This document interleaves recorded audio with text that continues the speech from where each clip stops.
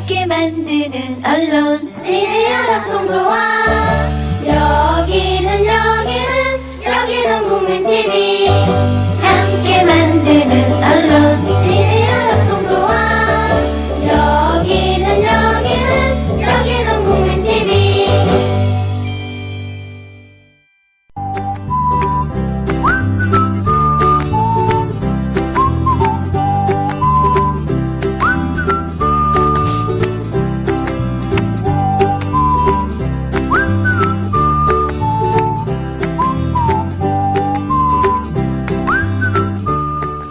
임진왜란이 일어났을 때 왕을 비롯한 지배계층은 피난 가기 바빴죠. 돌아와서 뭐 했습니까? 자기네 재물이 사라졌다고 노비들을 족치지 않았던가요? 이승만과 친일파 잔당들은 또 어땠습니까? 부역자 처벌이란 명목으로 온갖 악행을 저질렀습니다.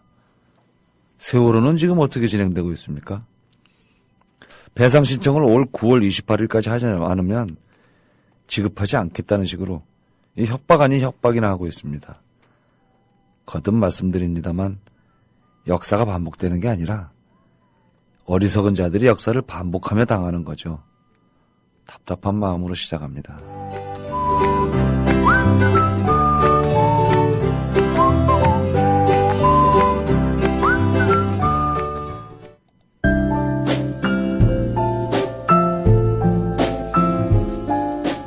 뇌에는 근육이 없습니다. 최근 섹시한 뇌를 위한 체육관 국민라디오 전영관의 30분 책 읽기. 네, 지난 시간에 이어서 김준혁 교수님 모셨습니다. 안녕하세요. 예, 안녕하십니까. 예, 좀 지난 시간 말미에 좀 이렇게 울분이 올라오시는 것 같았어요. 얼굴이 살짝 붉어지고. 조금 좀 흥분 좀 했죠. 네, 그죠? 흥분 안 할 수가 없죠, 이거. 예. 흥분을 했는데 흥분을 좀 가라앉히려고 했는데 네. 또 지금 그 앞에 이렇게 그 모닝 그러니까 오프닝 그 멘트가 또 확 또 흥분하게 또 만드네요. 오늘은 사실은 이제 네. 왜 한홍구 선생이 이 책을 쓰게 됐는지에 대한 이야기를 좀 차분히 하려고 했는데 예. 뭐 또 차분은 또 물 건너 간 것 같고 그냥 계속 그냥 뭐 열받은 모드로 뭐, 가시죠, 뭐. 예. 그 사실은 이분이 이제 책을 아마 내긴 내려고 했던 것 같은데 네. 아마 이 시점은 아니고 조금 더 지나고 내려고 하지 않았을까 하는 그런 생각을 좀 제가 책을 읽으면서 좀 느꼈어요. 예. 왜 그러냐면은 이제 그 중간에 한겨레 20일에 예. 했던 내용들하고 예. 맨 앞에 이제 그 세월호와 관련된 내용을 통해서 예.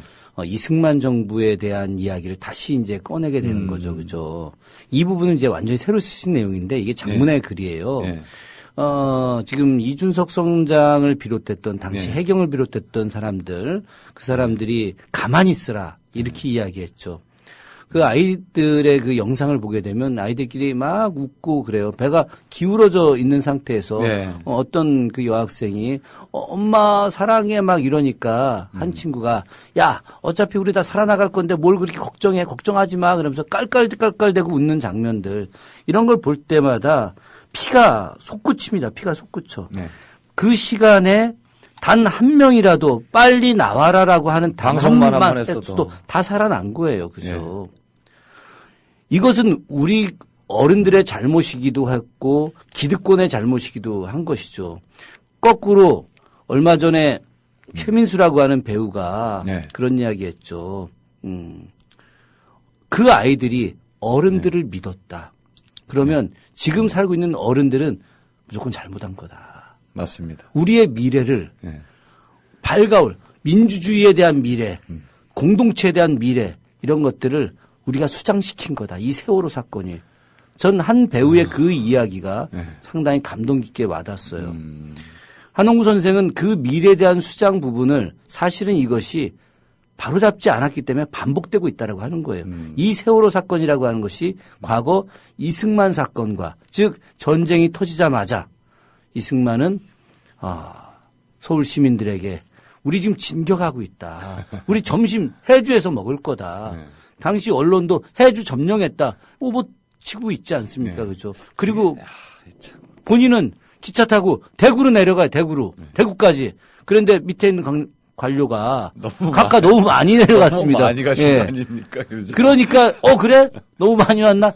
대전으로 올라가자. 대전으로 가는 거예요. 참. 그러고 나서 한강대교를 철교를 건너오는 그 수많은 국민들에게 자 이제 폭파한다. 네. 폭파할 거니 건너지 말아라든가 지금 폭파할 거니 빨리 건너라든가 단 한마디 이야기도 하지 않고 그냥 그 했죠. 다리를 폭파시켜버리죠. 거기서 수백 명이 그 자리에서 죽습니다. 수백 명이 몸을 상하게 되죠. 몇천 명이 이산가족이 되는 거예요. 몇천 명이 가족을 잃어버리는 것이죠. 그리고 자기들은 잘못이 없다라고 하는 거죠. 앞서 시작하면서 예. 선조 이야기를 꺼냈죠. 그죠? 예. 선조하고 다를 바가 뭐가 있습니까? 그렇죠. 그런데 지금 전에도 제가 잠깐 이야기했지만 예. 오늘날의 뉴라이트들 네. 바로 건국의 아버지로 이승만을 부르짖고 있어요. 맞습니다. 이승만이 당시 상해 임시정부 시절에 대통령이라고 하는 직책을 하면서 네. 얼마나 많은 돈을 횡령을 하고 독립운동을 갖다가 파괴시키고 그 이전에 하와이에 있을 때부터 예, 자기는 그때도 뭐. 반일 감정 갖고 있지 않다. 일본인들이여 자기를 반일인으로 보지 마라. 이렇게 이야기하죠. 이랬던 그 사람이 지금 뉴라이트에서 건국의 아버지라고 이야기하고 있는데 더 재미난 것은 그 뉴라이트 계열에 있는 역사학자들이 바로 선조를 추승하고 있다는 거예요. 그래서 그 사람들 눈엔 성군으로 보이겠죠. 조선의 3대 명군에서 예. 세종, 정조, 선조. 그래서 선조 시대를 목능치세다. 선조의 왕릉 이름이 목능이거든요. 목능의 치세다. 이렇게 지금 높이 평가를 하고 있는 거죠. 그런데 사실은 이 앞에 더 황당한 사건들이 있습니다. 그 사건이 뭐냐? 고려 때 이야기죠. 고려 때 몽고가 쳐들어옵니다. 쳐들어오는데 예전에는 그것을 진주라고 했는데 지금으로 치게 되면 청주죠. 청주 지역에서 관료들, 군사들, 귀족들 다 도망갑니다. 싸그리 도망가고 거기에 남아있는 사람들은 평민들과 노비들이나 남았겠죠. 이들이 그 몽고군과 열흘 가까이 피로 물들인 전투를 해서 마침내 승리합니다. 그래서 몽고군이 몰라. 도망가요. 이런 엄청난 일이 있었습니다. 그런데 귀족들이 돌아오죠. 돌아와가지고 또 뭐라고 했느냐. 우리 집안에 있는 내 은식기 어떻게 했어? 바로 그거예요. 그래서 당시에 목숨을 걸고 항전했던 그 사람들을 죽여버립니다. 이게 있을 수 있는 일입니까, 이게? 이승만이 부역했다고 뭐 다 잡아 죽인 거나 뭐 다를 바가 없죠. 하나도 다를 바 없죠. 독립운동가였던 그 백범의 그 비서가 김의안입니다. 김의안의 아내가 바로 그 유명한 녹두꽃 정정화죠. 독립운동가 김가진 선생의 며느리였죠. 그분이 우리 한국으로 넘어와 갖고 독립자금도 모금하고 또 비밀 연락도 취하고 그러다가 일경에게 체포돼서 온갖 고문도 당하고 감옥에 갇히기도 했고 이랬던 인물이었죠. 평생을 독립운동을 위해서 헌신했던 사람이에요. 이랬던 사람이 전쟁이 터지고 나서 서울에 남았다가 다시 돌아온 그런 이승만 정부에 의해서 부역자라고 감옥에 가게 됩니다. 이게 상상이나 할 일입니까? 상상이나? 예. 어떻게 얘기를 해야 되나 진짜. 백범 김구 선생님이 가장 아끼고 또 상해 임시정부를 위해서 목숨을 걸었던 민족주의자 정정화가 부역자로서 감옥에 갇히는 거예요. 그분이 감옥에 갇히면서 내가 평생 독립운동을 한 대가가 이 치욕이냐 이렇게 이야기를 하죠. 이게 있을 수 있는 일입니까? 이게? 최능진이라고 하는 인물이 있어요. 최능진. 이분이 경찰입니다. 민족주의 경찰이었죠. 이분 영모죄로 사형당합니다. 이승만 정부 시절에 1951년도에 바로 공산주의자와 결탁해서 이승만 대통령을 살해하려고 했다라고 하는 쿠데타 명분으로 사형을 당하죠.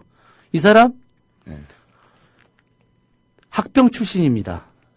장준하 선생 예. 또 김준엽 고려대 총장과 마찬가지로 예. 학병 출신으로 탈출해서 상해 임정을 찾아가고 그리고 그 사람들과 함께 마찬가지로 당시 군대에 들어가 갖고 헌신해서 열심히 바로 미군들과 더불어서 한국으로 진격하려고 특수훈련을 받았던 인물입니다. 이 사람이 엄청난 민족주의자죠. 그죠? 당연하네요. 예. 완전히 이 사람 엄청난 반공주의자입니다. 네. 그래서 해방 이후에 음. 이분이 그 젊은 시절에 미국 유학까지 갔다 왔던 사람이에요. 영어를 얼마나 잘했겠습니까? 그죠? 그래서 이분을 당시 미 군정에서 네. 당시 경찰로 특채해갖고 경찰의 2인자로 만들었어요. 이분을. 이분 같은 경우는 경찰의 2인자가 돼서 딱 보니까 이게 말도 안 되는 거야. 완전 친일파 옛날에 그 정말 이 헌병 보호서부터 시작해서 온갖 조선의 독립군뿐만이 아니라 일반 백성들까지 괴롭혔던 이놈들이 드글드글한 거야. 네. 그래서 이들을 내쳐야 되겠다. 이거 해방 공간에 이런 경찰들이 친일파가 장악을 해서는 안 된다.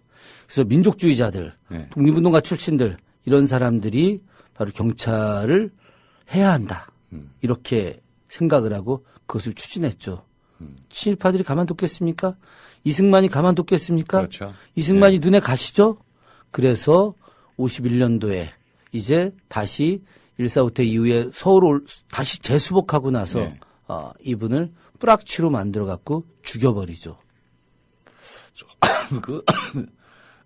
지금 갑자기 짜증이 나가지고.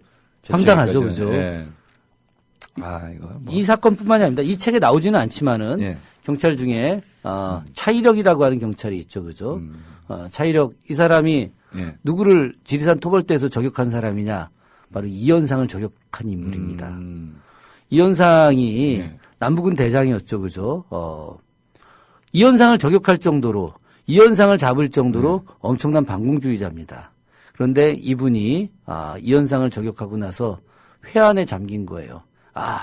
우리 동족이 이렇게 이 지리산에서 서로 죽고 죽이면 되겠느냐. 그리고 나서 시 하나를 만듭니다. 그냥 가슴이 아프다. 그래서 일종의 그 센티멘탈할 수 있겠죠. 예, 그죠? 그럴 수 있죠. 예. 예. 그런데 이분도 독립운동가 출신이에요. 차이력도. 그러니 친일파 경찰들이 가만두겠습니까? 그래서 그 시를 문제 삼아 가지고 예. 공산당과 내통했다. 그래서 경찰 지휘에서 해임시킵니다. 이 사람 뭐 그렇다고 사형시키거나 그러진 않았지만은 네. 차이력이 원래 대단했던 인물이니까 지금도 대한민국 경찰들이 차이력을 굉장히 존중합니다. 저 아산에 가면 경찰 교육원인데 네. 거기 가면 차이력 홀이라고 하는 건물 이름이 차이력이라고 하는 그런 건물들이 있어요. 예. 그 공간도 있고 예. 그만큼 존중하죠. 예. 왜 그러냐? 탁월한 반공주의자였고 탁월한 보수주의자였고 진정한 애국자였기 때문에 어찌할 수 없는 거죠. 그러나 당시에 이 사람을 공산주의와 연결해서 자른 것도 분명한 역사적 사실이기도 하죠. 이런 일들이 실제로 굉장히 비일비재했었다라고 하는 것이죠. 결과적으로 저는 이 책을 읽으면서 다시금 분노하게 되는 거예요. 사실 이 한홍구 선생이 네. 아주 흥미로운 이야기를 합니다. 이승만 정부 시절에 당시 굉장히 많은 정통 보수주의자들이 예. 역으로다가 이승만의 말도 안 되는 그런 친미 행각, 친일 행각, 또 과거 친일파들을 등용하면서 독재로다가 변신을 하기 때문에 이들이 보수였던 인물들이 역으로 진보주의자로 돌변을 한다라고 하는 거예요. 자, 한번 보십시오. 예. 이영희 선생, 사상의 은사라고 이야기하는 이영희 선생이 군 출신입니다. 이분 그 역정이라고 하는 책이라 대화라고 하는 책을 읽어보게 되면 나중에 한번 제가 소개할 기회가 되면 한번 했으면 좋겠는데 이분이 7년 동안 군에서 생활을 해요. 이분은 당시 가장 험난했던 최전선에 있던 분입니다. 네. 휴전선에서 있었던 그분인데 이분이 통역 장교였지만은 그러나 제대도 못하고 전쟁이 끝나고 나서도 몇 년 동안 또 군에 있었던 사람입니다. 그리고 이 사람이 있던 데가 조선일보 이런 데 통신사 가고 막 했지 않습니까? 그죠? 이런 보수주의자가 왜 진보주의자로 변했느냐. 문익환 목사님. 북한까지 갔다 왔죠. 네. 그죠? 문익환 목사님, 이분도 역시 통역장교였죠. 이분은 어느 정도 레벨이었느냐.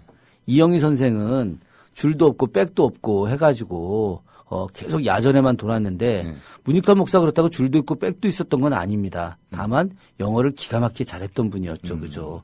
그래서 이분은 1953년 7월 27일 판문점 회담 때 유엔군 사령관을 통역했던 인물이에요. 이 문익환 목사가. 엄청난 거죠. 그랬더니 이 인물이 유엔군 사령관을 통역했으면은 사상검증 끝난 거 아닙니까? 그죠? 말할 것도 아니, 없지. 빨갱이를 갖다가 유엔군 사령관 통역을 시켰겠냐고 생각을 해봐. 그랬던 인물이 왜 가장 진보적인 민주 인사로 남북이 화해가 되고 통일이 돼야 된다는 통일 인사로 변했겠냐 이거예요. 참. 안병무 선생도 마찬가지예요. 백낙천 선생도 마찬가지입니다. 이 사람들 다 지극히 보수주의자들이었던 사람들인데 그 사람들이 왜 진보인사로 되느냐. 이것은 바로 이승만 정부 들어와서 역사를 바로잡지 못해서 그랬던 거예요. 그 바로잡지 못한 역사 때문에 바로 박정희의 군사 쿠데타가 일어나게 되는 것들이죠. 박정희 군사 쿠데타가 일어나면서 당시에 이 책에 나오는 수많은 간첩들이 등장을 하게 되는 겁니다. 그 간첩이 진짜 간첩이었겠어요? 사그리 가짜 간첩들이죠. 그죠? 만든 간첩이겠죠. 만든 간첩들이죠. 네. 그런 만든 간첩들을 갖다가 당시의 시대적 상황 때문이라고 변명할 수도 있겠지만 수많은 판사들, 수많은 검사들, 수많은 경찰들 이들이 다 그들을 간첩으로 만드는데 함께 참여하고 있다라고 하는 것이죠. 그죠. 다 공범들이죠. 네. 몇몇 사람들 네. 물론 대항했죠. 여기에 보게 되면 태은길인가 제가 갑자기 기억이 안 나는데 네. 그런 판사분이 한 분 계셨어요. 그분이 이제 나중에 변호사가 됐는데 계속해서 가짜 간첩들에 대해서 이제 변론을 하고 무죄 판정을 받게 만들었죠. 결국 그분 어떻게 됐느냐? 박정희 정권에 의해서 전두환 정권에 의해서 희생되고 그리고 변호사 자격마저 박탈당합니다. 그 이후에 이제 계속 헌법재판소까지 재심 청구를 하게 되는데 당시에 그 사람을 갖다가 변호사 자격정지를 하게 만들었던 그 세력들이 그대로 이어지는 거예요. 그러니까 오늘날 이 헌법재판소 여기 있는 이 헌법재판관들의 출발이 사실은 어디서부터 이승만 때부터 이승만 때에 이어진 박정희 때 이어진 전두환 때 이어진 노태우, YS 이렇게 이어지고 있는 거죠. 그러면 다시 이야기해서 이승만 정권 때 만들었던 그 사람들의 후예라고 한다면 앞서 친일파들의 후예가 아니라고 어떻게 이야기하겠습니까? 유력한 혐의를 그럼요. 받을 수 있죠. 네. 물론 이것이 그대로 이어졌다 이런 것들이 아니라 어떤 그 당시에 그런 시대적 상황과 사상들 그런 맥들 이런 것들이 이렇게 이어지고 있다라고 하는 거예요. 그러니까 오늘날 통합진보당에 대해서 정당 해산을 아주 두려움 없이 과감하게 하고 있는 것들인 것이죠. 그 바람에 보궐선거 하느냐고 난리를 죽이고. 지금 정말 사실은 좀 안타까운 일이죠. 그죠? 이 보궐선거가 이게 올바른 보궐선거도 아니고. 저는 이 역사와 책임이라고 하는 이 책을 읽으면서 물론 제가 이제 그 한국 현대사에 대한 관심이 굉장히 많았었어요. 저는 개인적으로 조선 후기 정조 시대를 전공하고 있긴 합니다만은 그러나 제가 애초에 현대사를 공부하기 위한 그 고민들이 많았었고 그래서 관련된 이제 책들을 굉장히 많이 봤었거든요. 그러면서도 불구하고 이 책에 대해서 정말 많은 분들에게 제가 권장하고 싶은 것은 우리가 지금 알고 있지 못했던 새로운 사실들을 꺼낼 뿐만이 아니라 그 속에서 우리가 많은 생각을 하게 해야 된다. 역사에 대한 책임 있는 시민이 되어야 한다. 저 읽으면서 이 책에 나와 있지 않지만 DJ가 돌아가시기 전에 나가서 투쟁할 용기가 없다라고 한다면 방 안에서 빈 벽을 향해서라도 민주주의 살려야 된다라고 외쳐야 된다. 이 이야기가 생각이 났어요. 해야죠. 뭐라도 예. 해야 됩니다. 저는 우리가 이 책에 나와 있지만 그 수많은 내란에 대한 이야기들이 나오거든요. 네. 사실 이 박정희 시대 때, 전두환 시대 때 얼마나 많은 내란들을 만들었습니까? 그죠? 그리고 그 내란을 조작을 해가지고 굉장히 많은 사람들을 죽이지 많이 않았습니까? 죽였죠. 네. 민청학년 사건, 인혁당 사건, 인혁당 재건이 사건. 그래서 인혁당 재건이 사건으로다가 이수병 열사를 비롯했던 8명이 사법살인으로 해서 판결난 지 8시간 만에 형장의 이슬로 사라지지 않습니까? 그죠? 갔더니 이미 죽었잖아요. 이게 말이 되는 이야기입니까, 이게? 제 지인 중에 김학민 선배라고 민청학년 당시에 군대 갔다 복학해 갖고 예. 감옥에 갔던 분이 계시죠. 한번 제가 저녁 한번 같이 한 적이 있습니다. 그러세요? 예. 제가 지금도 나이 차이는 나지만 끊임없이 형님 하면서 예, 예. 같이 술 한잔 하고 있어요. 어느 날인가 예. 민청학년 관련해서 이야기를 쭉 하시더라고요. 자기들이 혈기왕성하게 이렇게 학생운동과 관련해서 만나서 같이 이야기했는데 어느 날 갑자기 내란 음모 조직으로 국가를 갖다 전복하는 조직으로 만들어져 있다는 거예요. 자기들 너무 충격받고 놀랐다는 거죠. 그때 당시에 이해찬 전 국무총리가 대학교 1학년이었어요.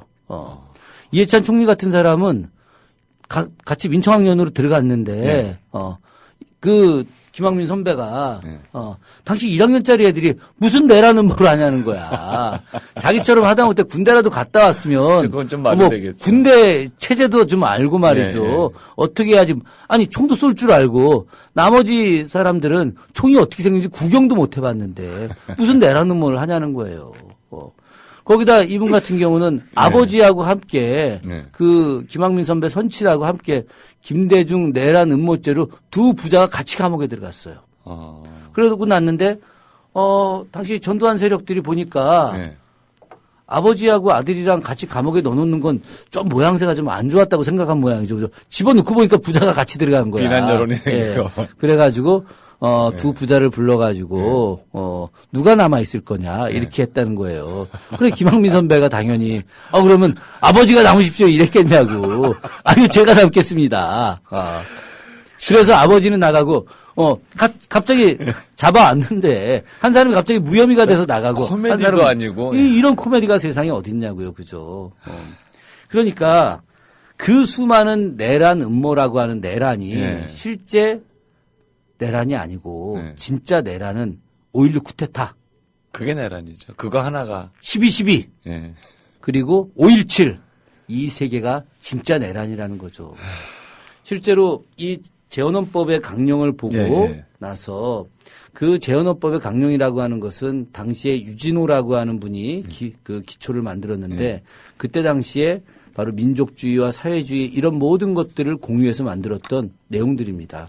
그 내용들 속에서 다시 이승만 정권이 아무리 힘들게 했지만 이승만 하야 이후에 4.19 혁명 이후에 수많은 사람들이 민주주의를 만들어가는 과정이었어요. 그리고 당시에 민주주의가 이제 사실 민주주의라고 하는 것이 어찌 보면은 그런 많은 분열 혹은 혼란 이런 것들이 존재하지만 그러나 그 속에서 사람들을 죽이거나 다치거나 이렇게 하지 않았어요. 그렇죠. 그 이전에 이승만이 했던 그런 백색 테러하고는 전혀 연관도 없었고 실제로 그런 백색 테러 같은 건 존재하지도 않았거든요. 결국은 그런 속에서 차분차분 하나하나 정리되는 거예요. 그래서 민주주의가 이제 본격적으로 딱 정립하려고 하는 순간에 바로 권력을 갖고 싶어 했던 그런 소수의 정치군인들이 5.16을 일으킨 것이죠. 이 5.16을 갖다가 정당하게 정확하게 평가하지 않고 지금 많은 사람들이 5.16이 당시에 혁명이었다. 5.16을 일으켰기 때문에 박정희가 경제를 활성화했다. 이런 말도 안 되는 이야기들을 하고 있다라고 하는 것이죠. 거꾸로 박정희가 당시에 일본과의 관계를 갖다가 엉터리로 맺으면서 1965년에 한일협정은 잘못 맺음으로 인해서 오늘날까지 우리가 그 영향력을 받고 있는 것이고 그리고 얼마 전에 아베가 자유대와 관련해서 전 세계 어디에도 파병할 수 있다라고 했고 미국이 이를 추인하지 않았습니까? 이제 일본의 자위대가 대한민국 땅에도 들어올 수 있는 거예요. 전 세계가 작전 지역이 됐어요. 이 대한민국 땅에도 들어올 수 있는 이 엄청난 사건에 대해서 대한민국 정부가 단 한마디도 거론하지 않고 있다라고 하는 이 슬픈 이야기. 이해가 되십니까? 이런 것이 바로 어디서부터 출발한 거냐. 이 연장선상이 네. 바로 세월호로 이어지고 있는 거예요, 이것이. 너무나 당연한 사건이 돼버린 거죠. 그렇게 그런 되면. 측면에서 우리가 뭐 흥분만 할 것이 아니라 네. 차분하게 바로 역사와 책임을 읽으면서 역사에 대한 시대에 대한 고민을 해야 할 거라고 좀 생각을 합니다. 네. 두 꼭지 다 굉장히 흥분하셨습니다. 오늘 말씀 여기까지 듣겠습니다. 고맙습니다. 예, 고맙습니다. 네. 세월호가 지겹다는 사람들 참 많습니다. 수시로 세월호 이야기를 꺼내고 슬퍼할 권리라는 뭐 세월호 산문지까지 내고 주말이면 광장으로 나가는 저 같은 사람이 지겹게 느껴지시는 분들도 계실 겁니다. 저는 말입니다. 지겹다는 사람들이 역겹습니다. 바보로 보이고요. 지금 당장 자신의 일이 아니라고 해서 영원히 자신과는 상관없는 일일 거라고 생각하는 그 우매함이 안타깝습니다. 함께 갈 수 없다면 버리고 가야죠. 그들이 저를 바꿀 수 없는 것처럼 저 또한 그들을 바꿀 능력까지는 없습니다. 사회가 분열되는 거 아니냐고요? 아니요. 분열이 아니라 다양성으로 해석하면 됩니다. 별별 사람이 다 많은 세상 아니겠습니까? 더구나 그런 사람들 상당수는 언론의 장난질에 현혹됐을 거라고 보이기 때문입니다. 언론이 제대로 보도했는데도 그렇게 생각한다면 악마죠. 그렇다면 저를 포함해서 세월호를 안타깝게 생각하고 분노하는 사람들만을 위한 언론이 있다는 뜻이 됩니까? 아니죠. 의문이 드니까 적극적으로 찾아보는 겁니다. 공정 언론들의 기사를 읽는 겁니다. 동시에 엉뚱한 음모론은 경계합니다. 의문이 생겼는데 그냥 넘어간다는 부분에 그들의 잘못이 있습니다. 애통한 사람들이 울부짖는데 무심하게 지나친 건 죄와 다르지 않습니다. 대통령이 적폐라고 했죠? 맞습니다. 오랜 세월 우리를 지배한 기득권, 엘리트 집단이 이제 적폐가 되는 모양입니다. 감시 세력이 없으면 어떤 힘이건 부패하게 마련이니까요. 그들을 일거에 쓸어내거나 개선하지는 못합니다. 쌓였던 시간과 비례해서 치우는 시간이 필요하겠죠. 포기하지 않습니다. 내 삶의 질이 달린 문제고 자식들의 미래가 결정되는 일인데 어떻게 무심한 상태로 세월만 보내겠습니까? 행동하지 않으면 아무것도 달라지지 않는다는 말씀 드리면서 오늘 순서 마치겠습니다. 책으로 행동하는 방송 전영관의 30분 책 읽기였습니다.